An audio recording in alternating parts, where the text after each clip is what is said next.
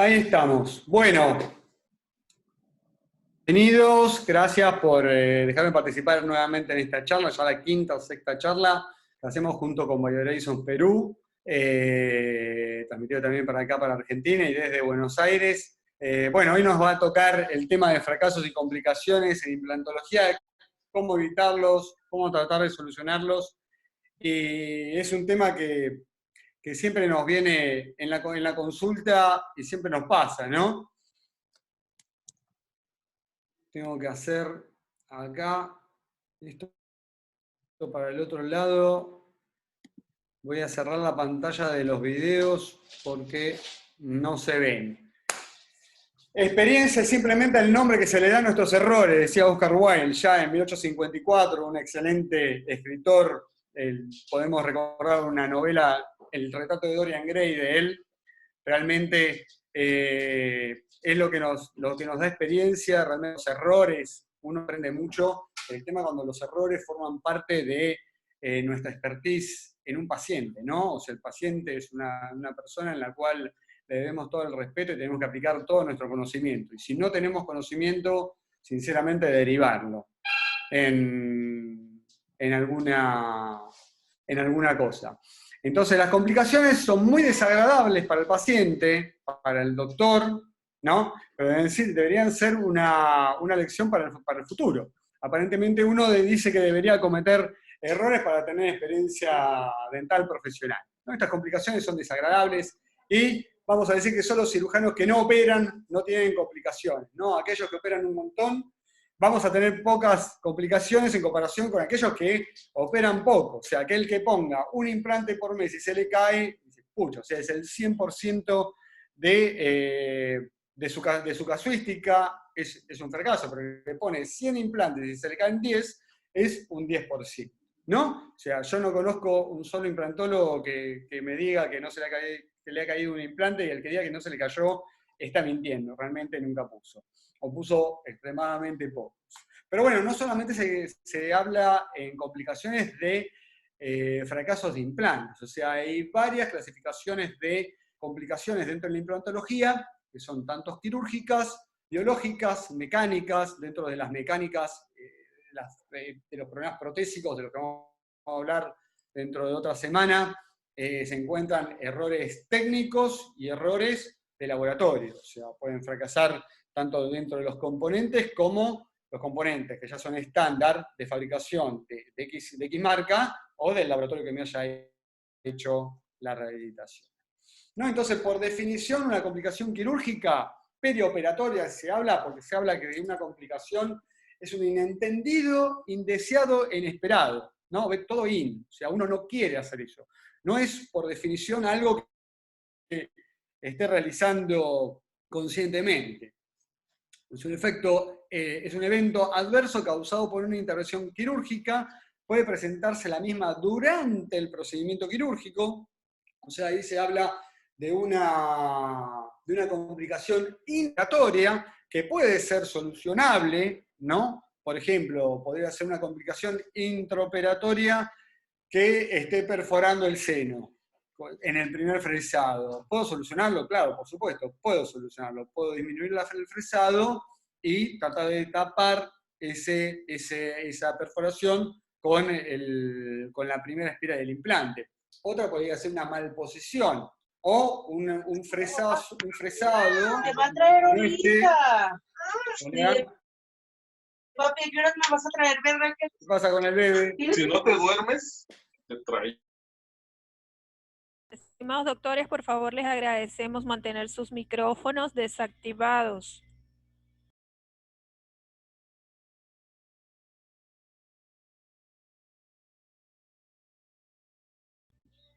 Doctor Facio. Hola, ¿se escucha ahí? Sí, hola. Doctor, perfecto, Listo. sí. Perfecto. Entonces todo ¿no? Es indeseado, inesperado, evento adverso causado por una intervención quirúrgica, puede presentarse la misma durante el procedimiento quirúrgico o antes de cicatrizar los tejidos blandos o los tejidos duros o hasta 10 días después de la intervención quirúrgica, ¿no? Dicen esta clasificación de Jensen y Hillepum del 2011.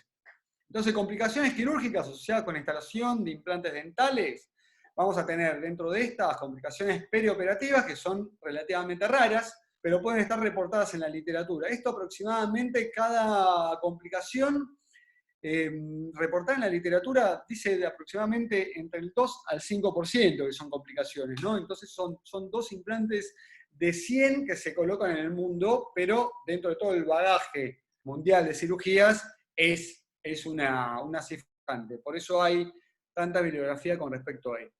Complicaciones pueden ser menores, mayores o incluso tratables de por vida, como son, por ejemplo, la perforación de un nervio, ¿no? Del nervio dentario inferior, que nos compete a nosotros. Algunas complicaciones pueden ser consideradas quirúrgicos, como por ejemplo las malposiciones o daños al nervio. ¿Por qué se habla de complicaciones que son errores quirúrgicos? Porque todas estas complicaciones pueden ser evitables con una buena planificación.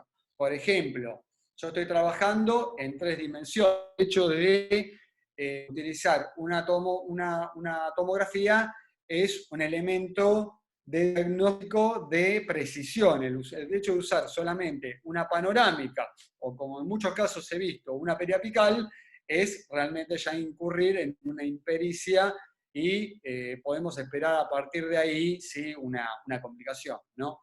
Insuficiente planificación, evaluación preoperatoria. Evaluación preoperatoria no es solamente los métodos diagnósticos, sino también es una muy buena historia clínica. Hoy en día nos ha pasado muchísimo en el posgrado, tanto como en mi práctica clínica privada, de pacientes que no le dan importancia a la medicación que toman o tratan de ocultarla.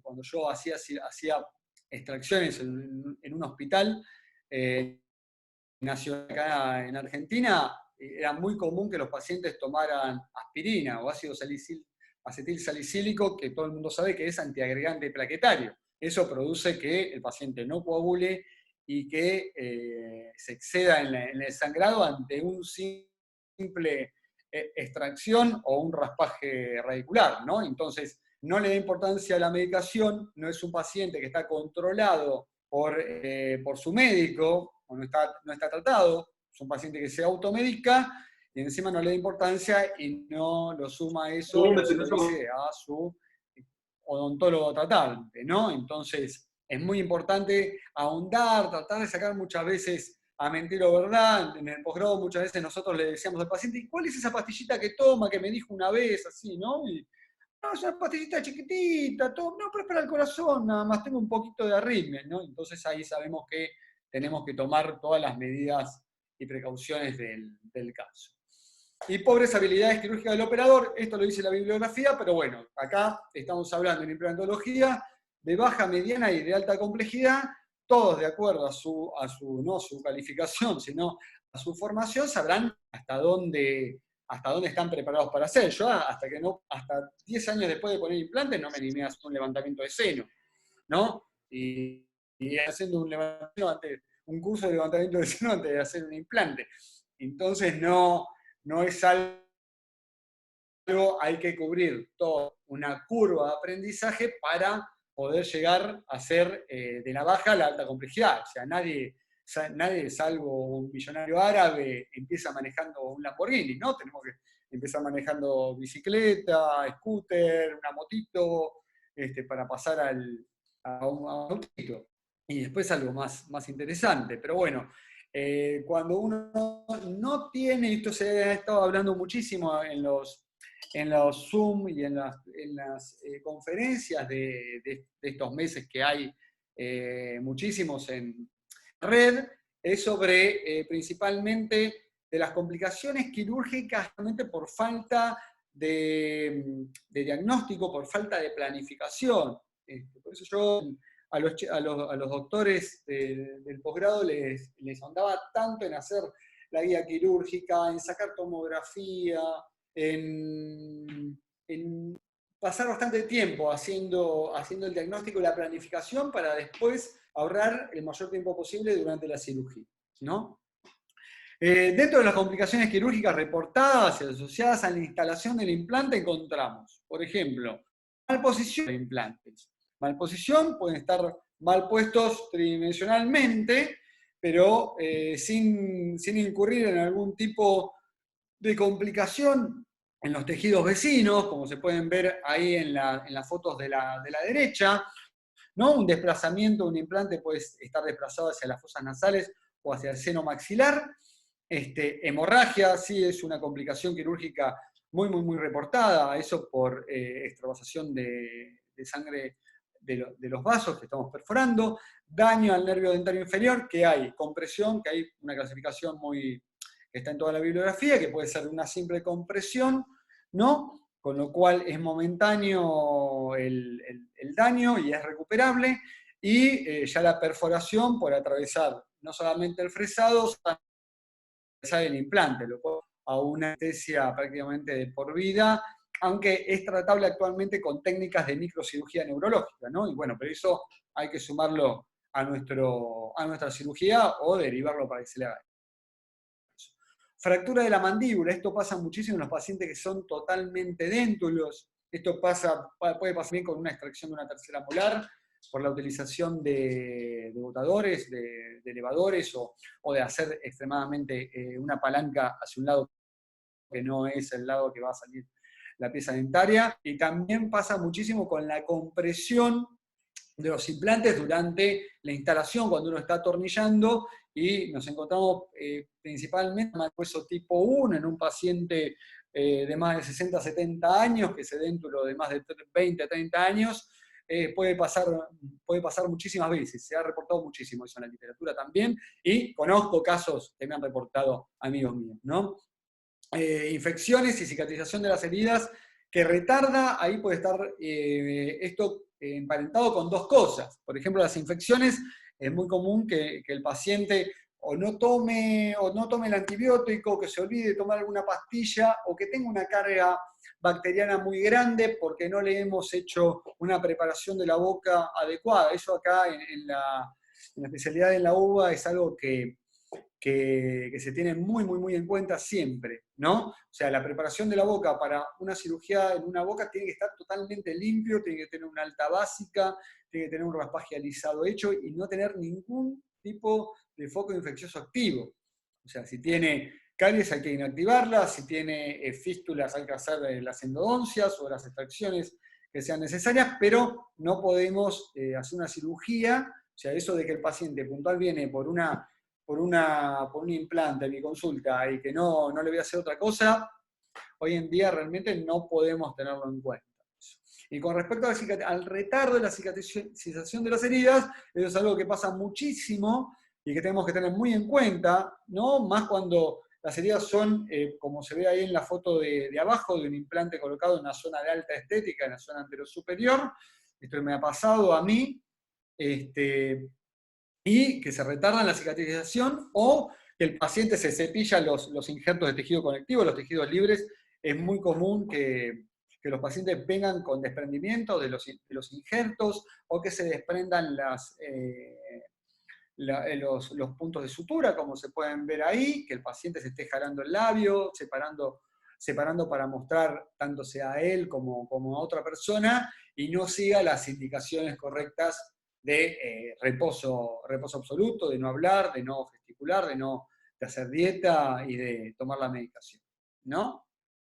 Entonces, con respecto a la posición de los implantes, podemos encontrar muchísimos casos. Es la complicación más frecuente intraoperatoria, ¿no? Esto generalmente es por falta de planificación o por falta de hueso. O sea, muchas veces la excusa del cirujano es que no tenía hueso para poder ponerlo en la situación correcta. Entonces, si no había hueso, hay que planificar que haya, ¿no? Y para eso se necesita mayor experiencia y alta complejidad. Tenemos que crear el terreno en el cual el implante pueda ser guiado protésicamente en el sitio perfecto, ¿no? Porque si no pasan casos como estos, o sea, casos de estos en los 90 y en los 2000, yo personalmente también le ponía el implante desde una posición quirúrgica, simplemente, y bueno, después lo tratábamos de solucionar con porcelana rosada, o si no tenía una sonrisa alta, le decíamos al paciente que no importaba, pero sinceramente tenemos que, a partir del concepto de posición 3D, o 4D de los implantes dentales, y más con el advenimiento de las técnicas de regeneración tisular de tejidos blandos, ¿no? Eso fue parte de la periodoncia, nos vino a jalar de las orejas a los cirujanos y a los protecistas para que podamos decorar muy bien nuestros implantes. Es totalmente inaceptable un caso como el que se puede ver ahí en la foto de la derecha, ¿no? La severidad de esta complicación varía, depende del grado de posición del implante, o sea, de la posición 3D. Hay posiciones en las cuales pueden ser solucionables desde el punto de vista protésico, pero hay posiciones de los implantes en los cuales, ¿no?, ya no hay ningún tipo de aditamento o de resolución de laboratorio con núclea que sea posible. Eso porque ya va más allá de la posición del implante, más allá de la línea del cenit, como se puede ver en esa foto, ¿no?, donde ya el cenit de ese incisivo central se le suma porcelana al aditamento y ya lo que se ve arriba es parte del implante y arriba se ve una encía totalmente alveolar y totalmente vascularizada, ¿no?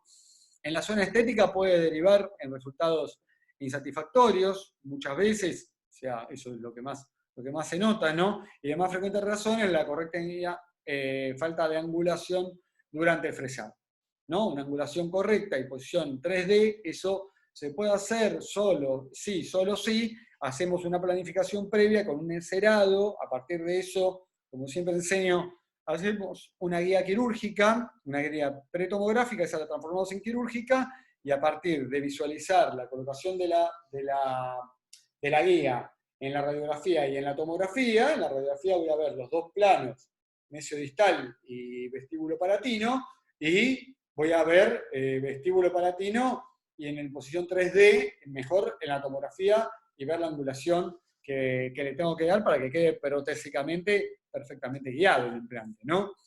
Eso de que el cirujano pone el implante y el rehabilitador que se arregle, como se hacía hasta principios de los 2000, ya no va hoy en día.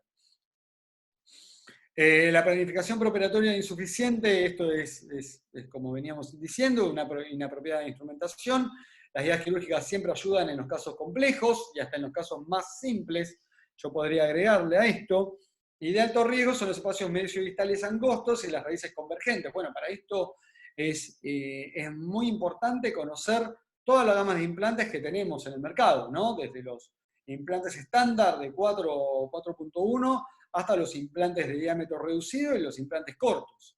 O sea, antes no, podíamos decir que teníamos excusa porque teníamos solamente implantes de 4 milímetros de ancho, pero hoy en día que existen implantes de 3.0 para poner entre dos raíces que están muy chiquitas, en el sector de hasta caninos, es inaceptable. Y implantes cortos, ¿no?, para aquellos que no tienen mucha experiencia quirúrgica y que no se animan a hacer un levantamiento de seno maxilar en el sector posterior, son perfectos los implantes que son desde 7 hasta 5 milímetros que hay hoy en día en el mercado, para poder hacer una rehabilitación perfectamente. Ya pueden hacerse unitarios o ferulizados estos implantes cortos, ¿no?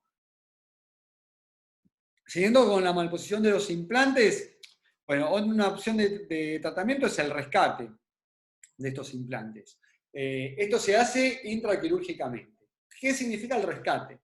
El rescate es, por ejemplo, cuando yo estoy colocando un implante de 3.0, por ejemplo, y lo coloqué torcido, saco una radiografía, por eso es muy importante tener el aparato de rayos, aunque muchos no lo tienen, cerca de la unidad, sacar con la primera fresa, con la fresa lanza, que es la que me va a marcar el resto de mi drilling, ¿no? Y si yo coloqué un implante de 3.0, lamentablemente voy a tener que retirarlo y poner uno de 3.8, ¿no?, en una posición indicada, porque tratar de colocarlo, hacer nuevamente un fresado, y si tengo suficiente cantidad de hueso para que el implante tenga un buen anclaje inicial, un buen agarre al hueso, eso va a ser lo indicado. Pero si no, lo indicado es siempre pedir implantes de más, implantes de diferentes diámetros, diferentes longitud, por si tengo que hacer un rescate. Por supuesto, el rescate también va a ser económico porque vamos a tener que pagar taca los implantes que habremos usado, ¿no? Esto no lo puedo decir a la empresa BioHorizon, discúlpeme, pero este implante era demasiado angosto para mi cirugía, no me sirvió, no se lo voy a pagar, no. O sea, el error está en nuestra planificación, ¿no? La planificación protética siempre se puede solucionar con aditamentos angulados o individualizar las prótesis, ¿no? Procedimientos adicionales de tejidos blandos y duros, en los casos de que el implante no haya quedado con una suficiente buena dirección, y la explantación, que eso vamos a ver un video, que es el nuevo concepto de retirar el implante. Voy a mostrar cómo lo hacíamos antes, cómo lo hacemos ahora. La explantación es simplemente con un retriever, es un aditamento que inventó la Nobel Biocare, y a partir de ahí comenzó la clonación de ese aditamento, lo perfeccionó el trauma un poquito, y después se clonó con todas las marcas brasileras, argentinas y de todo el mundo, ¿no? Si tengo que retirar el implante, la explantación, hay que retirarlo, hay que hacer una regeneración porque va a quedar un sitio quirúrgico, un alvéolo, ¿no? Donde no me va a entrar ningún implante de rescate, y esperar los 5 o 6 meses respectivos para colocar un nuevo implante.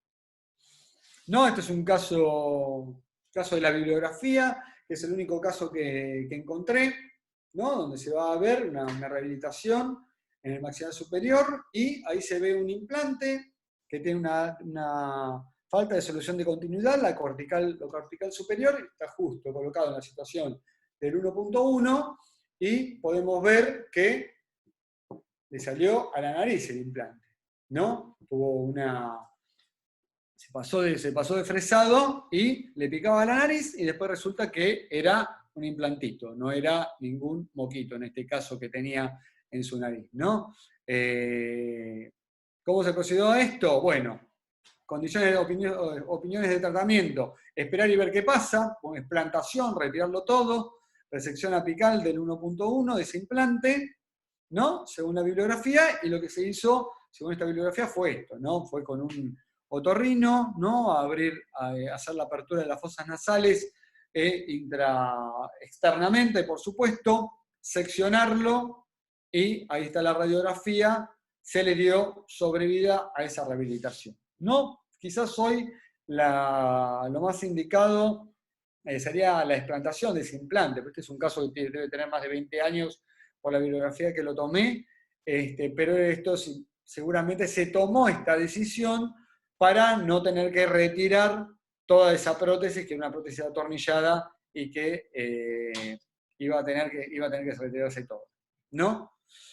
Bueno, este es otro caso, un caso que nos llegó a la consulta, ¿no? Fíjense la radiografía, aparentemente venía porque no estaba conforme con la situación de su prótesis, y bueno, venía sinceramente para cambiar su prótesis. Entonces, cuando un paciente que viene así de otra consulta, ya con un tratamiento terminado, y no está conforme, tenemos que primero tomarlo con pinza. No, lo primero que tenemos que hacer, no, ¿quién te lo hizo? ¡Qué desastre! No, eso típico de odontólogo de los 90, no, por favor. Bueno, aunque muchos todavía no siguen haciendo eso, pero no hay que hacerlo.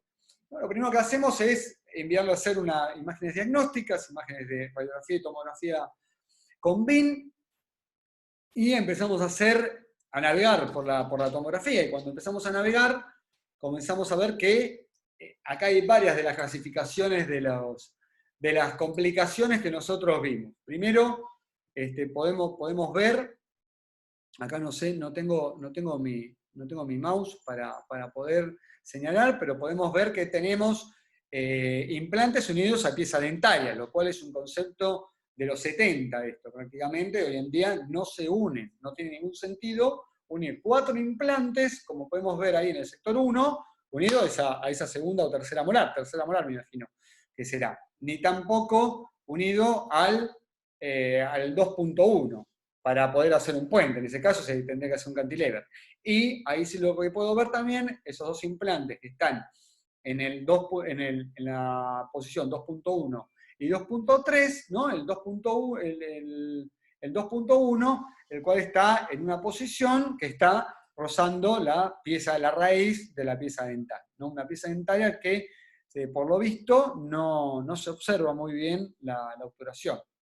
Esta es una paciente que había venido de España. Esto se lo habían hecho en España. Entonces comenzamos a navegar, y comienzo a ver que hay muchas imágenes radiotransparentes, porque ni siquiera ni radiolúcidas ni radiopacas alrededor de los implantes radiotransparentes, lo cual es compatible con el aire, ¿no? Voy al volumen, navego y puedo ver ahí que los implantes, esto no es un problema de manejar el software, de retirar planos de huesos, sino que los implantes estaban prácticamente en el aire. ¿No? Ahí podemos ver, también no es un destello ni es ningún tipo de artefacto de imagen, a pesar de que por los tejidos blandos no parecía, pero podemos ver a través de los diferentes cortes que podemos encontrar una falta de solución de continuidad y que los implantes, como podemos ver ahí, están en contacto tanto con el seno maxilar como con las fosas nasales, ¿no? Y al estar todos ferulizados, está todo unido precisamente porque está todo ferulizado, a piezas dentarias y a dientes y de un lado al otro de la boca prácticamente, ¿no? Ahí vemos la solución de continuidad del seno hacia la izquierda vemos el seno maxilar, como a la derecha vemos fosas nasales y podemos ver ahí parte de los cornetes, ¿no? Entonces vemos que hay una intromisión de los implantes dentro de la fosa nasal. Ahí podemos observar, ¿no? Ahí vemos en el centro, vemos las fosas nasales, y hacia la derecha vemos todo el seno maxilar, que se encuentra negro, o sea, eso es compatible con una radiotransparencia y sanidad dentro del seno, porque si estuviera patológico, lo tendríamos que ver todo totalmente gris, ¿no? Ahí vemos el otro implante, que también está dentro del seno, prácticamente con 2 milímetros de hueso. El anterior, que está en 1.2, también está atravesando el seno maxilar y entrando en fosas nasales. Y el 1.1 está en fosas nasales directamente, ¿no? Esto recuerdo que lo habíamos visto, este caso, cuando nos vino, después se lo mostré al doctor Hugo y también lo estuvimos analizando también. Y bueno, cuando hicimos la historia clínica, resulta que esta paciente se había hecho estos implantes, tenían 5 años solamente. Pero ¿cuál había sido el problema? El problema era de que la paciente había tenido un retiro de su periodo muy temprano, ¿no? Alrededor de los 42 años, y estaba tomando bifosfonatos. Y los bifosfonatos producen, ya saben, son fijadores de calcio, pero están muy mal vistos dentro de la cirugía porque producen osteonecrosis en muchos casos, ¿no? Entonces, en este caso, los bifosfonatos eran por vía intravenosa y aparentemente produjo esto, ¿no? Entonces, en este caso, lo que hacemos es hacerlo. ¿Qué voy a hacer? Miren, ahí están las fotos. Esto es un caso del 2011, así que imagínense que las fotos son con una cámara de 3 megapíxeles. Fíjense cómo estaba, ¿no? Las piezas dentarias tenían retracciones, los tejidos blandos se puede observar ahí, tanto en el sector 1 como en el sector 2, que hay retracciones tanto de las piezas dentarias como de los implantes, ¿no? Podíamos tener acceso, por ahí se ven las chimeneas que están tapadas, pero ¿qué harían ustedes? ¿Qué harían ustedes en este caso? Una paciente que toma bifosfonatos, ¿me voy a poner a hacer regeneración alrededor de los implantes? Cuando la reosointegración de esos implantes que ya están contaminados es prácticamente imposible. Voy a retirar esos implantes y me voy a poner a hacer injertos de mentón, de rama, de cresta ilíaca.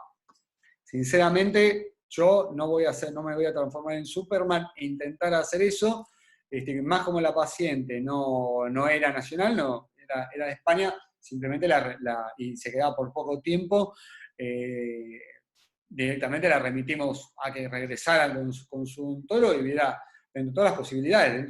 Dentro de todo tratamos de acompañar su angustia frente a esta visión de estas imágenes, ¿no? Con sinceramente, el diagnóstico de su patología ósea, que aparte de esos bifosfonatos orales tenía una, ¿cómo se llama? Tenía una... No me sale ahora, pero bueno, ya después me va a salir. Tenía una patología ósea realmente muy acelerada, ¿no? Una osteoporosis, tenía una osteoporosis realmente muy acelerada, por eso le habían dado estos bifosfonatos orales, no orales, sino por vía intravenosa, y realmente se produjo esto. Realmente, en estos casos hay que ir con mucha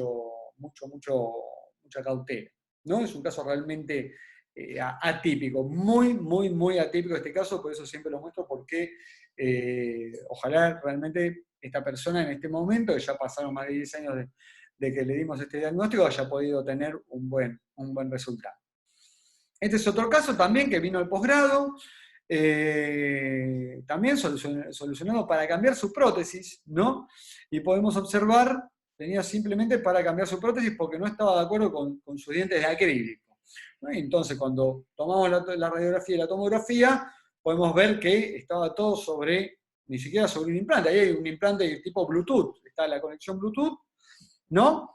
Y un implante del sector 2, 2 molares del sector 1, y estaban sosteniendo más de 10 piezas dentarias, ¿no? En este caso, y encima, ¿no? Encima para ese implante que está en la posición ahí del 1.2, estaba atravesando un canino retenido, ¿no? Encima de eso, o sea, realmente piña, como dicen en Perú, y realmente mala suerte para tener y para poder atravesar el único sitio donde tenían para poner un implante, y encima que no tiene conexión protésica con la prótesis, ahí, ¿no?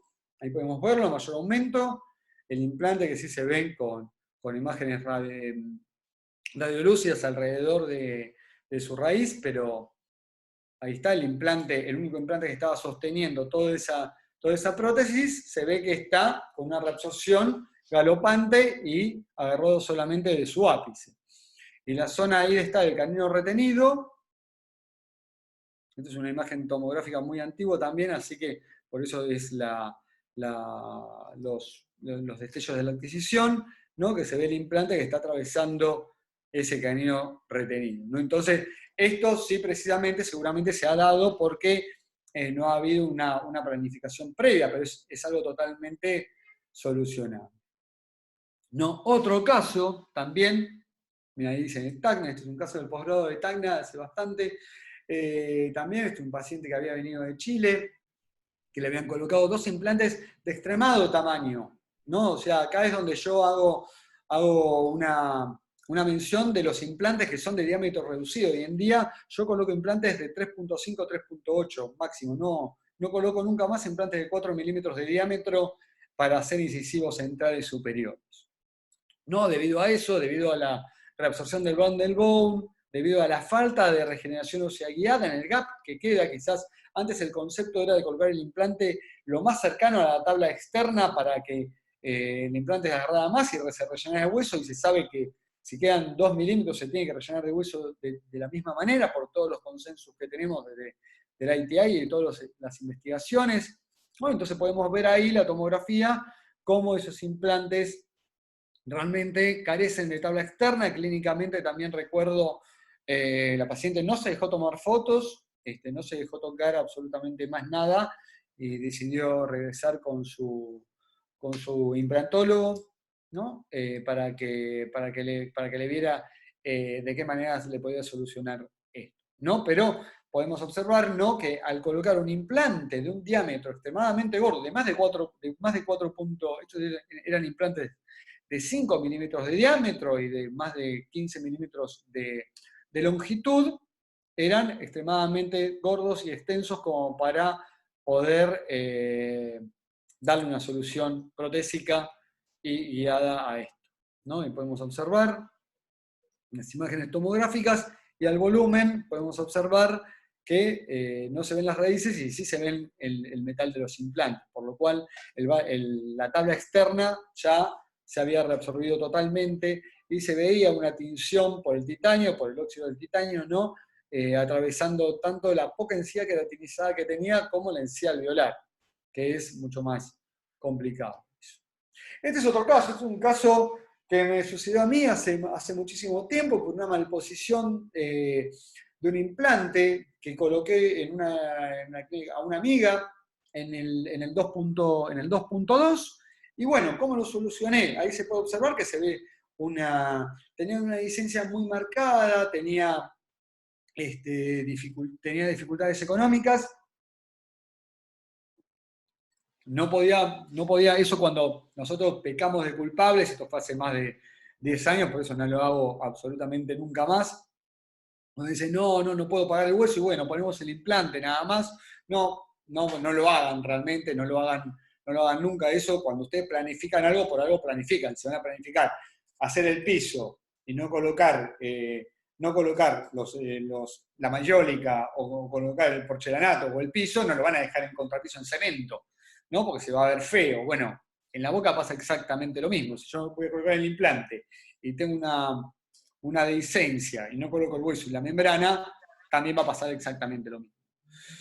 ¿No? Entonces, primero le hice un injerto de tejido conectivo, ahí tomado de paladar.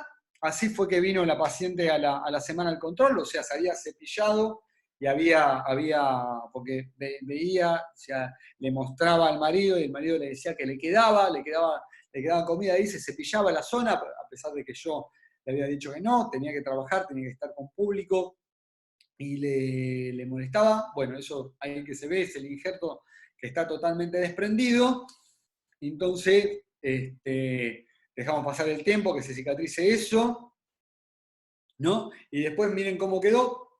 Esto no tengo mi respaldo ahora acá, por eso no tengo todas las fotos, pero esto se lo hicimos con un mucograf, le colocamos ya la paciente había dicho que le había dolido mucho, a pesar de que está bien cicatrizado el injerto de conectivo que le había retirado ahí de paladar, que tampoco soy muy, muy experto en esto, pero me gusta mucho hacerlo. Por eso tenemos que limitarnos, y hoy en día sí el defecto es muy grande, llamo directamente a un periodoncista que esté perfectamente capacitado para hacer un injerto de tejido conectivo, como así también derivarlo, ¿no? Ahí podemos ver cómo finalmente quedó muy bien y quedó muy conforme la paciente, a pesar de los diastemas que tiene el maxilar inferior, ¿no? Tenía esos diastemas en el maxilar inferior, pero esa niñita negra que quedaba ahí le molestaba. Pero principalmente al marido era que le molestaba, ¿no? Entonces, con la colega me dijo, mirá que vino el marido muy enojado, quiere que le soluciones esto. Así que bueno, hicimos tripa corazón, vertimos en un mucograf, y ahí, que es una matriz porcina que se utiliza para hacer en lugar de injertos conectivos, ya cuando el paciente no quiere retirarse tejido conectivo de su paladar o de la zona retromolar, ¿no? Tanto tenemos esto del mucograf como tenemos el Alloderm, que son de perfecto uso, ¿no? Entonces ahí pudimos solucionar, esto fue a las semanas, a los 15, 20 días aproximadamente, que ya habíamos retirado los puntos, porque ahí se puede observar que no hay ni siquiera marcado los puntos de que le habíamos colocado este aditamento. Entonces, acá tenemos que pensarlo, ¿no? Antes de muchos dicen, no, le colocamos, no puede pagar hueso, no puede pagar membrana, es un implante postextractivo. No lo hagan, que lo haga el vecino mejor, pero ustedes están ganando un problema como estamos viendo. No, bueno, ya para casos de complicaciones muy, muy, muy, muy extremas, ¿qué tenemos? Este es un caso también de bibliografía, ¿no? Que presenta hinchazón progresiva en el piso de boca, con dificultad para respirar, y 2 horas antes fueron colocados 2 implantes dentales en su mandíbula en un consultorio dental. Podemos observar este tipo de hemorragia, y esto precisamente porque el piso de boca es una membrana que separa la cavidad bucal de todo lo que es piso de boca, ¿no? Y eso se comunica con la parte inferior, ¿no? Acá podemos observar que a la reconstrucción y a la tomografía, ¿no? En la parte posterior tenemos un accidente, ¿no? Si nosotros podemos palpar acá, donde palpamos, ¿no? Que sentimos un latido, que tenemos una forma descitálica, que es el balcón de Fischer, que es el balcón de de la mandíbula, donde si no tenemos una buena planificación 3D y si no vemos ese accidente en una tomografía, en una panorámica, no va a haber forma que realmente nos demuestre que tenemos algún tipo de defecto, ¿no? Entonces, en este caso, el curso clínico fue intubarlo, monitoreo en UCI, es un caso que pasó en Inglaterra, ¿no? Que es parte de la bibliografía, se explantó los implantes, se sacaron y se retiró la intubación, una intubación 4 días, ¿no? Pero esto, fíjense lo complicado en este caso, si hay una hemorragia en piso de boca, lo primero que hay que hacer es llamar primero al 911, acompañarlo a la clínica, conseguir un buen médico o un buen maxilofacial que pueda solucionar este tipo de complicación, ¿no? ¿Qué pasó a este paciente? Excesivo sangrado en el piso de boca después de la colocación de los implantes en la zona interforaminal de la mandíbula, déntula, y el lecho implantario fue preparado con una angulación incorrecta y resultado de la perforación de la cortical lingual de la mandíbula. No, entonces esto es lo que sucede. El sector posterior, tenemos una discitálica, si uno lo quiere colocar perfectamente en una posición angulada, lo que va a pasar es que vamos a producir el sangrado de la arteria. Esto se ve en el 100% de las tomografías, así que nunca subestimar el poder de las imágenes diagnósticas, ¿no? Ahí tenemos la arteria sublingual, el recorrido de la arteria sublingual, y que pasa precisamente por este sector, ¿no? Cabalgando y labrando el lecho de la mandíbula. Ahí está el sector, ¿no? En el sector posterior, esa concavidad lingual, la región que va de la 3.3 a la 3.6 y de las 4.3 a las 4.6, ¿no? Esto es la bibliografía de Frenkel del 2010, de Dubois y también de Ruben-Kate. No, y bueno, casos así en internet podemos encontrar un montón. Hoy en día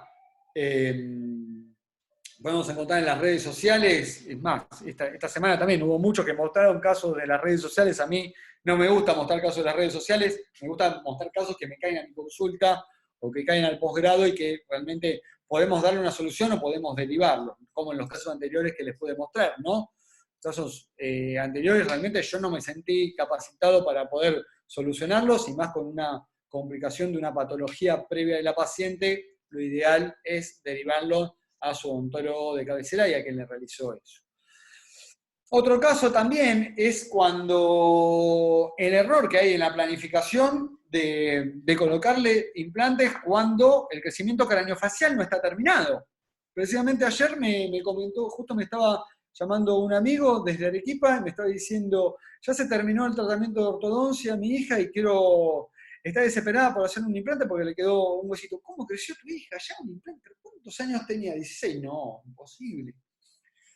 No, es imposible colocarle un implante a una persona de 16 años porque el crecimiento craneofacial, ¿no?, continúa hasta que le hagamos los métodos de diagnósticos pertinentes. Muchas veces, hoy en día, se sabe que hasta los 22, 23 años